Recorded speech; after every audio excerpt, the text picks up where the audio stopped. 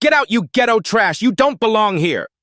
Derek Morrison lunged forward, his finger stabbing the air inches from Rachel Williams's face. Rachel stumbled backward, her designer blazer and leather portfolio suddenly meaningless. Derek's voice boomed across the marble lobby. "What are you, lost? This isn't Section 8 housing." He spread his arms wide, blocking her path to the elevators while his eyes gleamed with cruel satisfaction. Rachel's jaw clenched as she fought to maintain composure. Derek turned to the gathering crowd, performing for his audience. "These people think they can just walk into our building like they own it." Smartphones emerged from pockets. A young woman began recording. The morning sun spotlighted Rachel's humiliation as dozens of professionals watched in stunned silence. Derek crossed his arms triumphantly, savoring his perceived victory over someone he deemed inferior. 20 minutes earlier, Rachel Williams had slid out of her black Tesla Model S in the underground parking garage, her heels clicking against polished concrete. The leather seats still held the warmth of her drive from O'Hare Airport, where she'd caught the red-eye from San Francisco. Her phone buzzed with a text from Michael. "How's the surprise inspection going? The Chicago team has no idea you're coming."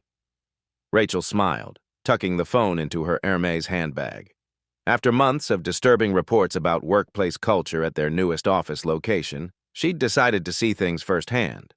As Chief Operations Officer of Williams Tech Innovations, these unannounced visits were her specialty. The elevator carried her from the parking garage to the main lobby of Morrison & Associates Financial Services, a gleaming 40-story tower in downtown Chicago's financial district. Through the glass walls, she could see the building directory listing Williams Tech Innovations, floors 35 to 40 inches in bold letters. Derek Morrison had been the facilities manager here for 15 years. His personnel file, which Rachel had reviewed on the plane, painted a troubling picture. 3 formal complaints in the past 2 years, all from employees of color, all dismissed as misunderstandings by building management. The complaints told a consistent story. Derek's old-school management style included questioning whether certain people belonged in professional settings. He'd been known to follow black employees to their floors, demanding additional identification. Hispanic cleaning staff reported he spoke to them like children, assuming they couldn't understand English. Patricia Wells, the black receptionist who'd worked here for 8 years, had filed the most recent complaint. Derek's daily microaggressions had escalated to outright hostility. He'd questioned her qualifications, suggested she was lucky to have the job, and made comments about her appearance being too casual for a professional environment. James Thompson, the security guard, had witnessed most of these incidents but remained silent. At 52, he couldn't afford to lose his job, especially not by challenging Derek's authority. The few times he'd suggested Derek was being too harsh, he'd been told to mind his own business. Sarah Carter, a marketing coordinator for one of the tenant companies, had also noticed Derek's pattern. The 28-year-old had watched him scrutinize the credentials of every person of color who entered the building while waving white visitors through without question. Building management turned a blind eye. Derek's supervisor, regional manager Tom Bradley, shared Derek's concerns about maintaining the building's professional standards. The code words were obvious to everyone except those in power. Rachel's surprise visit was designed to catch this toxic culture in action. She'd deliberately chosen not to announce her arrival, wanting to see how the building truly operated when no one was watching. Her business card read, "Rachel Williams, Chief Operations Officer, Williams Tech Innovations." Her LinkedIn profile showed her MBA from Wharton, her previous role as VP of Strategy at Google, and her marriage to tech billionaire Michael Williams. But none of that mattered to someone like Derek Morrison, who saw only the color of her skin. The building's prestigious address attracted Fortune 500 companies and wealthy professionals. The marble lobby featured original artwork worth more than most people's homes. Security cameras monitored every angle, though they'd rarely been used to hold anyone accountable for discrimination. Rachel carried herself with the confidence of someone who'd broken through every barrier the corporate world could throw at her. Her tailored clothing, perfect posture, and measured movements spoke of boardroom battles won and glass ceilings shattered. But she also carried the weight of every slight, every assumption, every time someone had looked at her and seen something less than she was. This building inspection wasn't just about corporate policy. It was about the daily reality faced by people who looked like her in professional spaces across America. The morning rush brought waves of employees through the lobby. Most were white professionals who sailed past Derek's station with nothing more than a nod. The few people of color faced additional scrutiny. Extra questions, longer delays, suspicious glances. Derek's territory was this lobby, where he ruled like a king of his own small kingdom. His security badge gave him the illusion of authority, but his real power came from an institution that enabled his prejudices while maintaining plausible deniability. As Rachel approached the reception desk that Monday morning at 9:15 a.m., she had no idea she was about to become the catalyst for the most expensive lesson Derek Morrison would ever receive. The stage was set for a collision between old prejudices and new realities, between institutional racism and individual accountability. Derek Morrison spotted Rachel the moment she stepped off the elevator. His eyes narrowed as he took in her appearance. An elegant black woman in expensive clothing, moving with the confidence of someone who belonged in boardrooms. Everything about her triggered his deeply ingrained suspicions. He abandoned his coffee and strode across the marble floor, his heavy footsteps echoing his determination to assert control. Rachel was examining the building directory when Derek's shadow fell across her. "Excuse me, miss. Can I help you with something?" His tone carried the false politeness of someone already convinced of wrongdoing. Rachel turned, offering a professional smile that Derek immediately interpreted as suspicious. "Good morning. I'm here to visit Williams Tech Innovations on the 35th floor." Derek's eyebrows shot up. Williams Tech was the building's most prestigious tenant, occupying 5 floors of prime real estate. The idea that this woman had legitimate business there struck him as absurd. "Really? And you are?" "Rachel Williams. I'm the Chief Operations Officer." Derek's laugh was sharp and dismissive. "Sure you are, sweetheart. And I'm the Pope." Rachel's smile faltered. She reached into her portfolio, extracting a business card with crisp lettering. Derek barely glanced at it before shaking his head. "Anyone can print fake business cards these days. You'd be amazed what people try to pull." His voice carried enough volume to attract attention from nearby professionals. A small crowd began forming at a respectful distance, pretending to check their phones while straining to overhear. "Sir, I assure you my credentials are legitimate. Perhaps you could call upstairs to verify." "I don't think so." Derek stepped closer, using his height advantage to loom over her. "See, I've been doing this job for 15 years. I know when someone doesn't belong." The words hung in the air like poison. Rachel felt the familiar sting of assumptions made about her worth based solely on her appearance.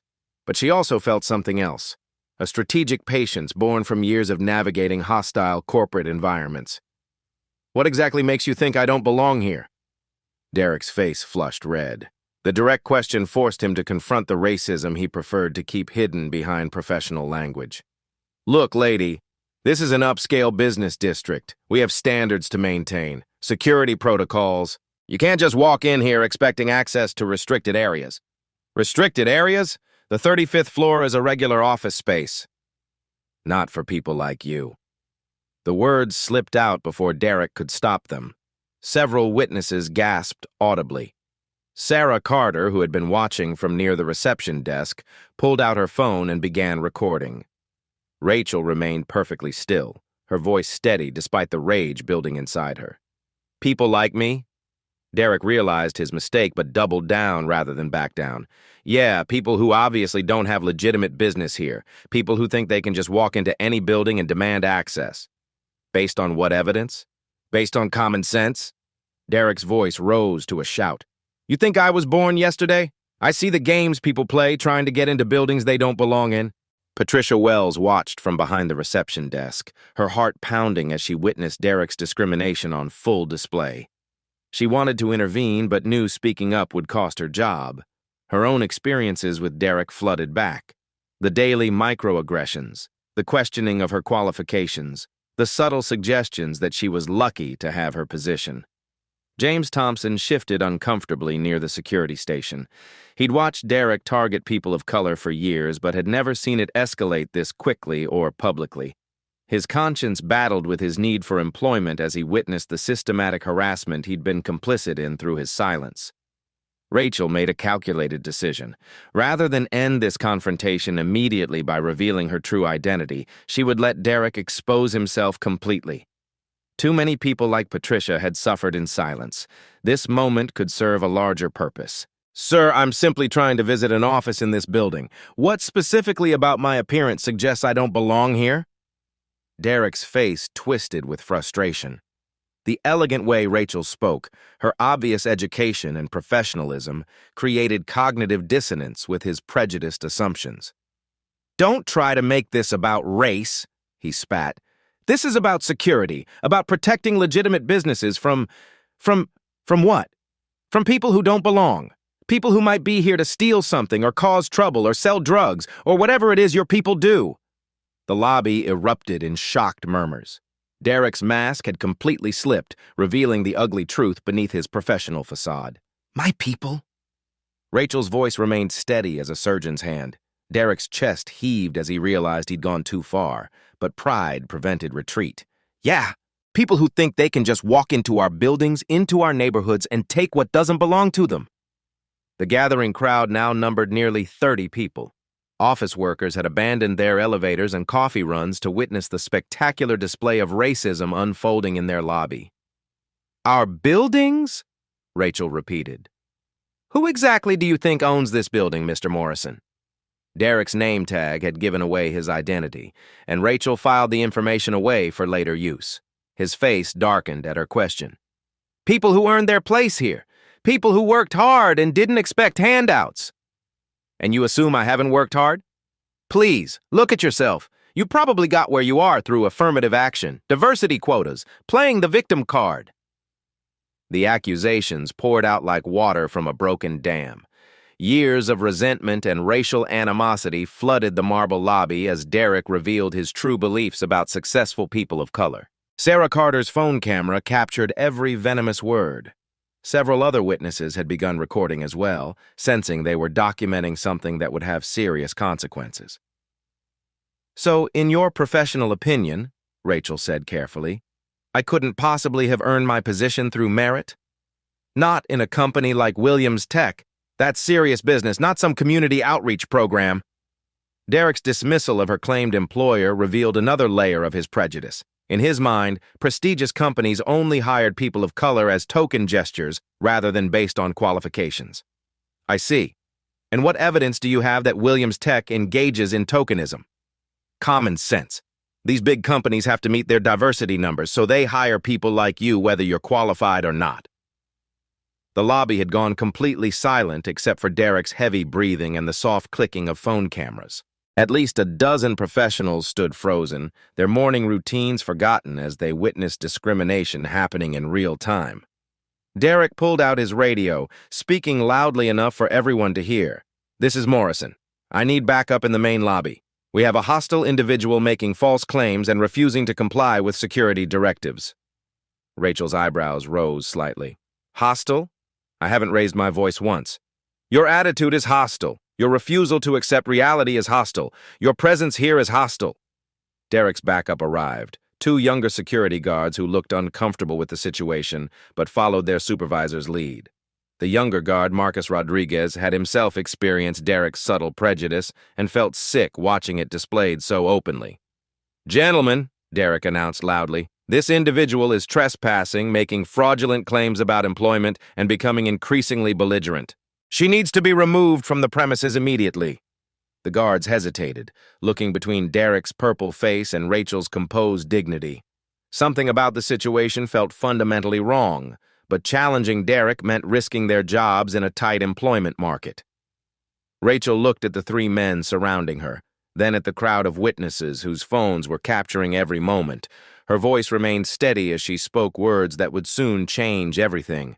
"Before you escort me anywhere, gentlemen, perhaps you should verify exactly who you're about to remove from this building." Derek's face twisted into a sneer as he heard Rachel's suggestion about verification. The idea that she might actually have legitimate authority struck him as the most ridiculous bluff he'd ever encountered. "Oh, we're still playing this game?" Derek turned to address his growing audience, his voice dripping with theatrical disdain. "She wants us to verify her fake credentials. What's next, lady? You're gonna tell us you're the Queen of England? Nervous laughter rippled through some of the crowd, though many witnesses looked increasingly uncomfortable with Derek's escalating behavior. Sarah Carter continued recording, her phone capturing every moment of what was becoming a masterclass in workplace discrimination. "Mr. Morrison," Rachel said calmly, "a simple phone call to the 35th floor would resolve this situation." "Would it be now?" Derek mocked, pulling out his security radio again. "Because here's what I think is really happening. I think you're running some kind of con. I think you looked up the company online, printed some fake business cards, and figured you'd try to talk your way into their offices." He began pacing around Rachel like a predator circling prey, his voice growing louder with each accusation. "Let me guess. You were planning to steal laptops, copy some files, maybe plant some recording devices? That's what people like you do, right? Find ways to get into places where you don't belong." The racist implications hung heavy in the air. Several witnesses shifted uncomfortably, but none found the courage to intervene. Patricia Wells gripped her desk phone, torn between helping Rachel and protecting her own job security. Rachel maintained her composure, though fire burned behind her eyes. "People like me?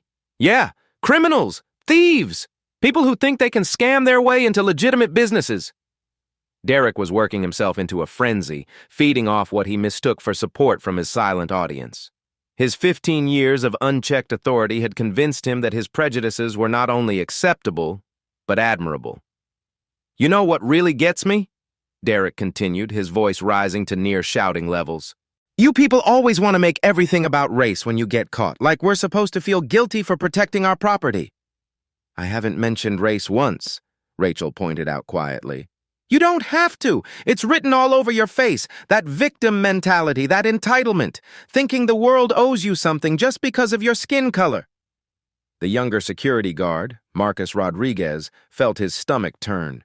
He'd experienced Derek's casual racism himself, but had never seen it displayed so openly and viciously. Derek grabbed Rachel's business card from earlier and held it up like evidence in a courtroom. "This piece of paper? This is what passes for credentials nowadays? I could make one of these on my home computer." He dramatically tore the card in half, letting the pieces flutter to the marble floor. The gesture sent a clear message about his opinion of Rachel's legitimacy and dignity. "There! That's what I think of your fake executive position." Rachel watched the pieces of her card settle on the floor, each fragment representing years of education, hard work, and professional achievement that Derek had just symbolically destroyed. Her voice remained steady, but steel entered her tone. "That was unwise, Mr. Morrison." "Was it? Why, you gonna sue me?" Derek laughed harshly. "With what money? With what lawyers? You think anyone's gonna believe your word against mine?" His confidence was intoxicating, built on decades of institutional protection and racial privilege. Derek had never faced real consequences for his discrimination because the system had always protected men like him. "I've been doing this job for 15 years. Derek announced to his audience. 15 years of keeping riffraff out of this building, 15 years of maintaining professional standards, and I'm not about to let some welfare queen with a fake business card change that." The slur hit the lobby like a physical blow. Several witnesses gasped audibly. Even those who had remained neutral now looked shocked at Derek's open racism. James Thompson, the older security guard, finally found his voice. "Derek, maybe we should..." "Should what?" Derek whirled on his colleague. "Go soft? Let anyone who prints a business card waltz into our building? That's not how security works, Thompson." Derek turned back to Rachel, emboldened by his own rhetoric. "You want to know what I think really happened here? I think you saw some rich black lady on TV, maybe that Oprah woman, and thought you could pretend to be successful too." The personal attack crossed another line. Derek was no longer content with questioning Rachel's credentials. He was attacking her very identity and worth as a human being. "Maybe you figured if you dressed up nice and acted all educated, people would just assume you belonged. Well, I've got news for you, sweetheart. I can spot a fake from a mile away." Derek began circling Rachel again, his movements becoming more aggressive and intimidating. The two backup security guards flanked her exit routes, creating a physical barrier that made several witnesses visibly nervous. "You know what else I think?" Derek continued his verbal assault. "I think you probably have a record. I think if we ran your real name through the system, we'd find outstanding warrants, drug charges, theft, the usual stuff from your community. Rachel's hands clenched into fists at her sides, but her voice remained level. My community? The ghetto, the projects, wherever people like you come from before you try to infiltrate respectable society. Derek was now shouting loud enough to be heard on adjacent floors. His face had turned deep red with exertion and excitement as he fed off his own hatred. I bet you don't even have a real job. I bet you're living off government assistance while pretending to be some big executive. That's what you people do. Take handouts while hardworking Americans foot the bill. The systematic destruction of Rachel's dignity continued as Derek attacked every aspect of her life and identity. His assumptions revealed the depths of his racial prejudice and the complete dehumanization of anyone who didn't look like him. And another thing, Derek pointed accusingly at Rachel's wedding ring. That rock on your finger? Probably fake, too. Or stolen. Because what kind of man would marry someone like you except another criminal? The attack on her marriage and husband pushed Derek into even more dangerous territory. He was now making assumptions about Rachel's family that would soon prove catastrophically expensive. Let me guess, baby daddy's in prison? Or maybe he's dealing drugs? Because successful black men don't exist outside of sports and rap music, and you sure don't look like a rapper's wife. Sarah Carter's recording captured every venomous word as Derek's racism reached new depths. The crowd had grown to over 40 people, many looking sick at what they were witnessing. Derek pulled out his phone with theatrical flourish. You know what? I'm calling the police. Let them sort out your real identity when they run your prints. The police? Rachel asked quietly. That's right. Let's see how tough you are when real authority shows up. Let's see if your fake confidence holds up in handcuffs. Derek began dialing, his movements exaggerated for maximum intimidation effect. He was confident that police would side with him over Rachel, another assumption that revealed his deep-seated beliefs about how authority operated in America. I'm going to tell them we have someone impersonating a corporate executive, probably casing the building for a future break-in. They'll love that. As Derek prepared to make his call, Rachel made a decision that would change everything. She reached into her portfolio and pulled out her own phone, her fingers moving with deliberate precision. Before you call the police, Mr. Morrison, perhaps I should make a call of my own. Derek paused, his finger hovering over the final digit. Something in Rachel's tone had shifted, a confidence that went beyond mere defiance. Call whoever you want, lady. Your dealer? Your parole officer? Makes no difference to me. Rachel's thumb moved across her phone screen with practiced ease. The number she dialed was saved under Michael, a contact that would soon turn Derek's world upside down. Hi, honey, Rachel said clearly, her voice carrying across the silent lobby. I'm in the lobby of our Chicago building, and I think you need to hear what your facilities manager has been saying about your wife. Derek's face went from red to white in the span of 3 seconds. The phone in his hand suddenly felt like it weighed 1,000 pounds as Rachel's words echoed through the marble lobby. Our Chicago building? Derek's voice cracked like a 13-year-old boy hitting puberty. The theatrical confidence that had carried him through 15 minutes of racist harassment evaporated like morning mist. Rachel held her phone steady, ensuring her husband's voice would carry clearly through the lobby's perfect acoustics. Rachel? What's happening down there? Is everything all right?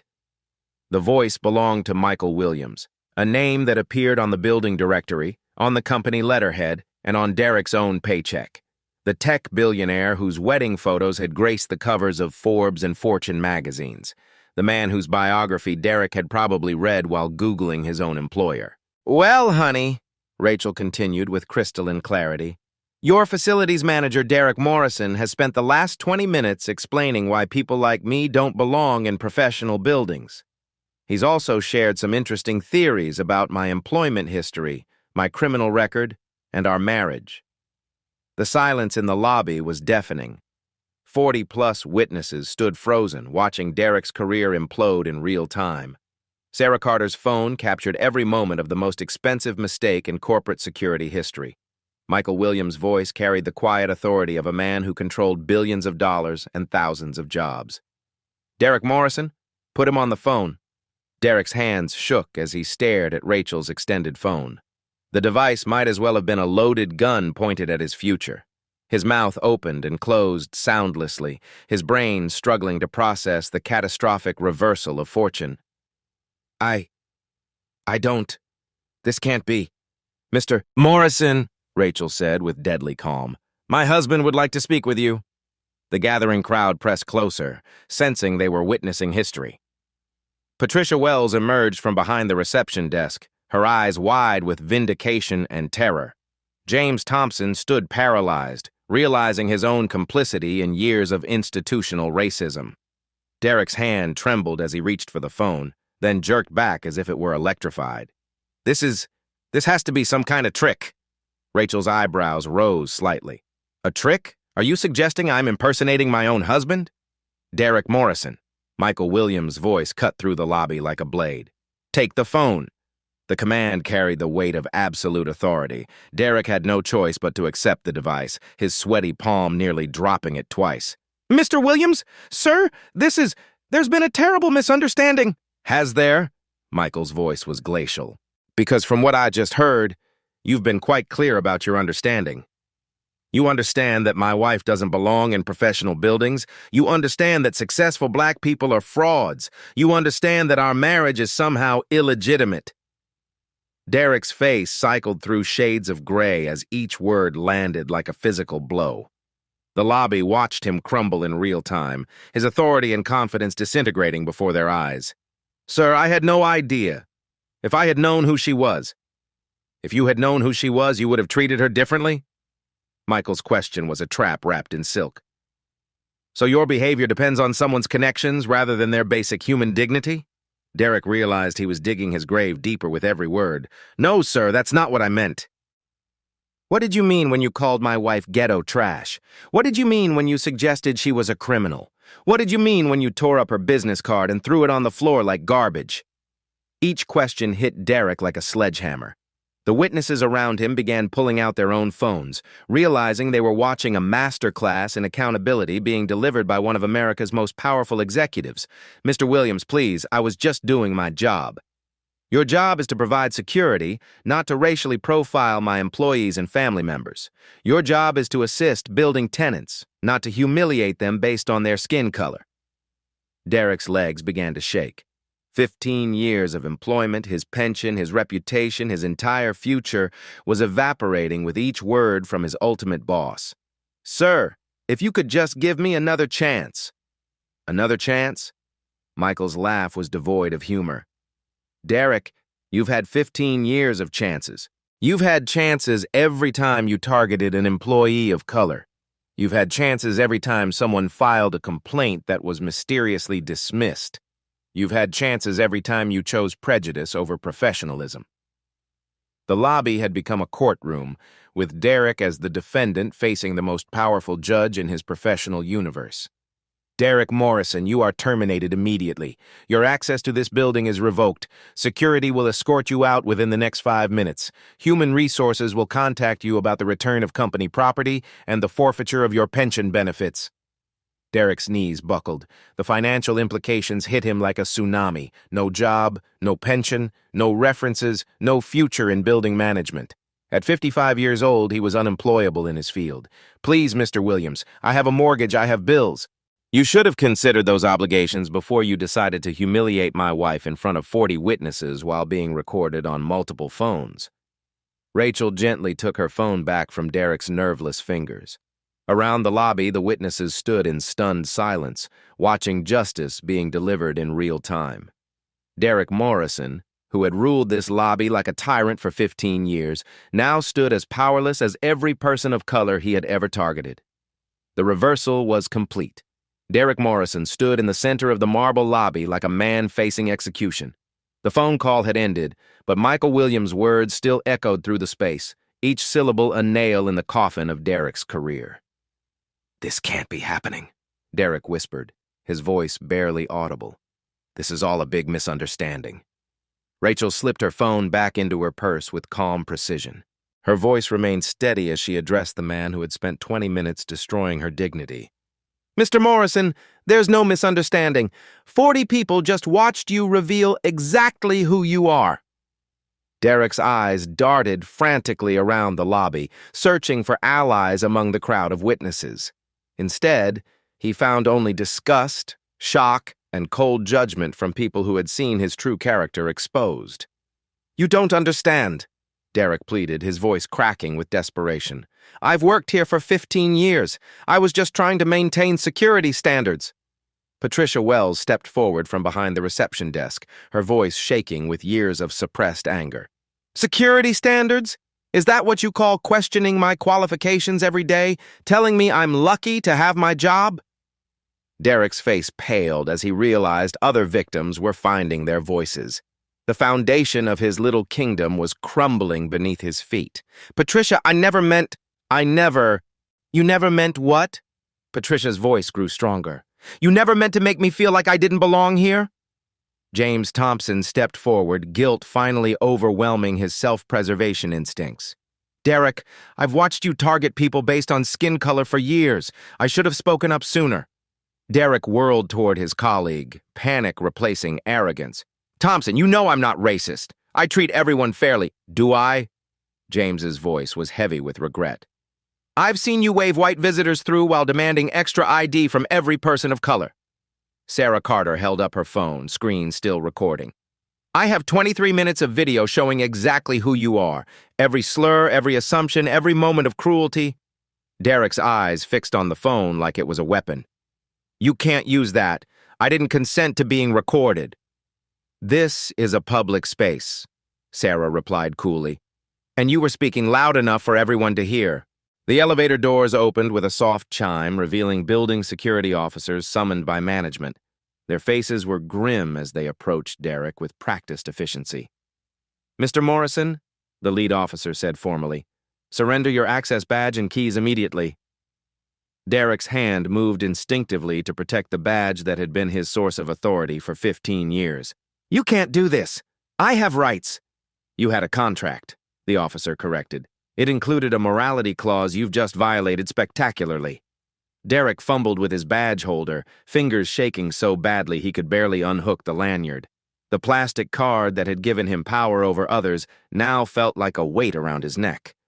"Please," Derek begged, turning back to Rachel with tears streaming down his face. "I'm sorry.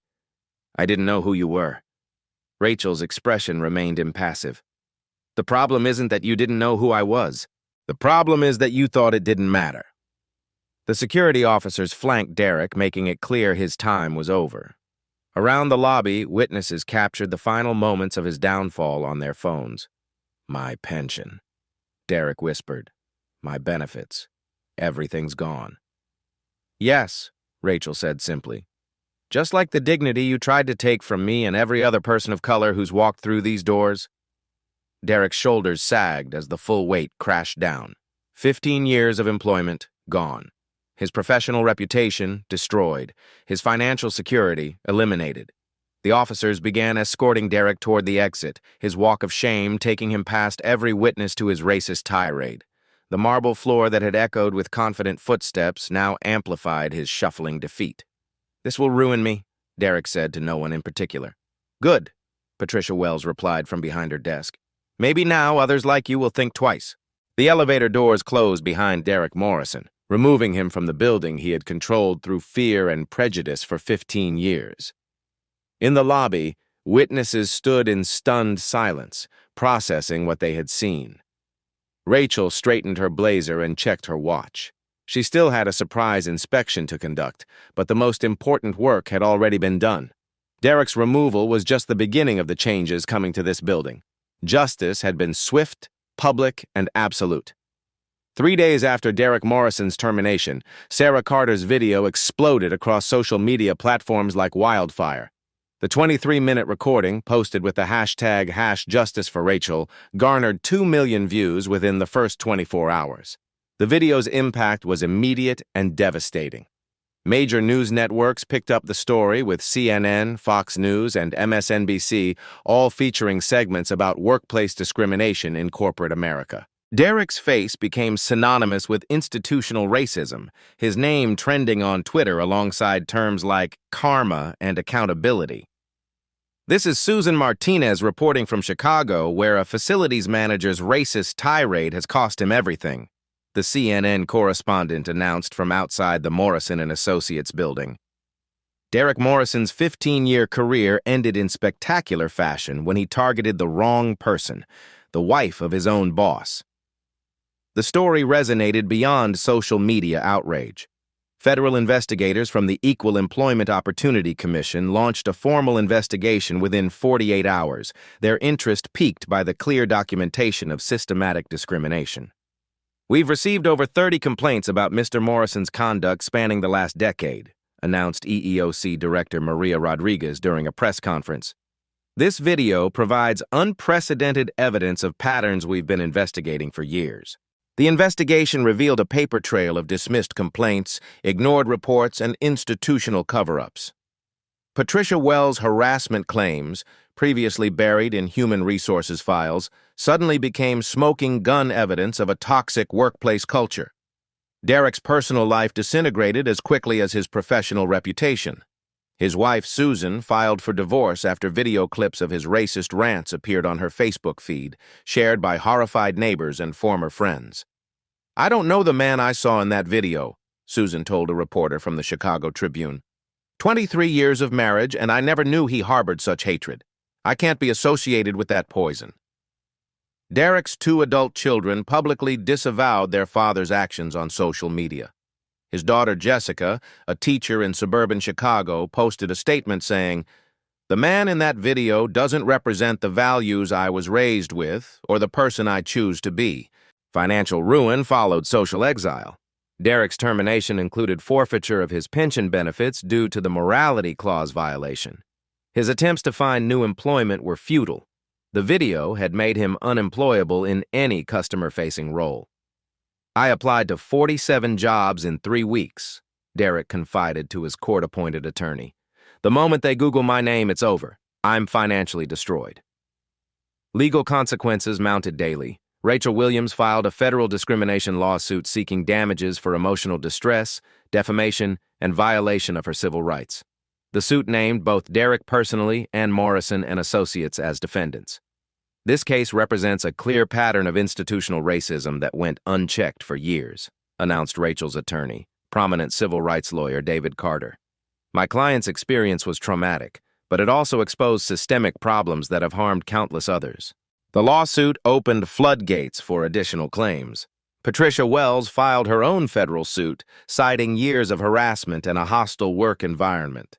James Thompson, the security guard, came forward as a whistleblower, providing documentation of Derek's discriminatory practices.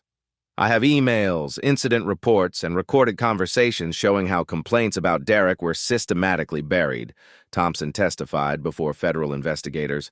"Management knew about his behavior and chose to protect him instead of his victims." Morrison & Associates faced a public relations nightmare that threatened their business relationships.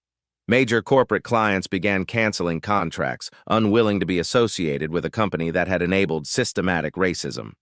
The building's other tenants demanded action. Williams Tech Innovations, as the largest tenant, led a coalition threatening to relocate unless comprehensive reforms were implemented immediately. "We will not operate in an environment that tolerates discrimination," Michael Williams announced during a press conference. "Our employees deserve better, and we'll find a building that shares our values if necessary." Derek's criminal legal troubles began when prosecutors filed federal hate crime charges related to his threats and intimidation. The recorded evidence made prosecution straightforward, with Derek's own words providing irrefutable proof of racially motivated harassment. "The defendant's conduct goes beyond workplace discrimination," federal prosecutor Janet Morrison explained to the court.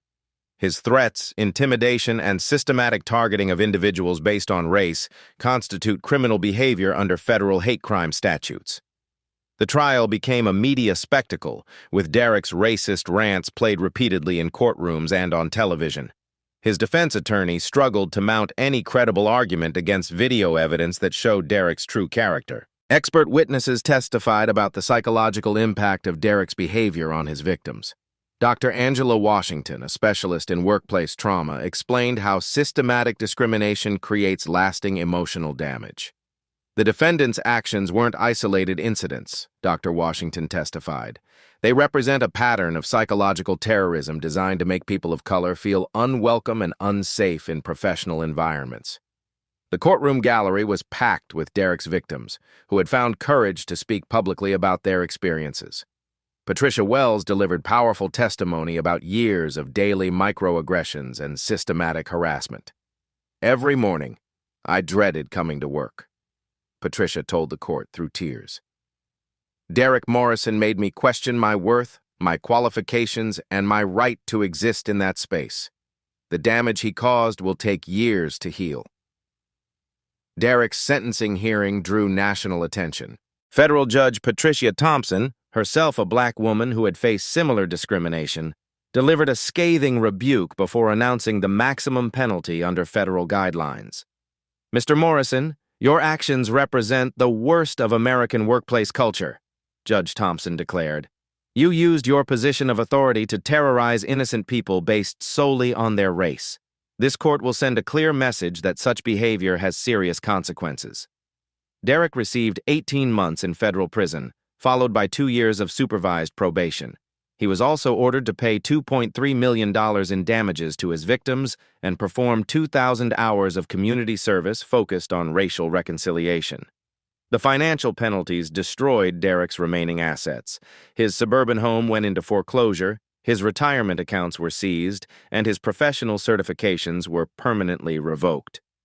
Morrison and Associates implemented sweeping reforms to avoid bankruptcy. New management hired diversity consultants, established anonymous reporting systems, and mandated comprehensive bias training for all employees. The case became a landmark in employment law, cited in legal textbooks and corporate training programs nationwide. Business schools began using Derek's downfall as a case study in the costs of workplace discrimination. Rachel Williams used her platform to advocate for broader reforms in corporate America. She established the Workplace Dignity Foundation, providing legal support for discrimination victims and pushing for stronger anti-bias policies.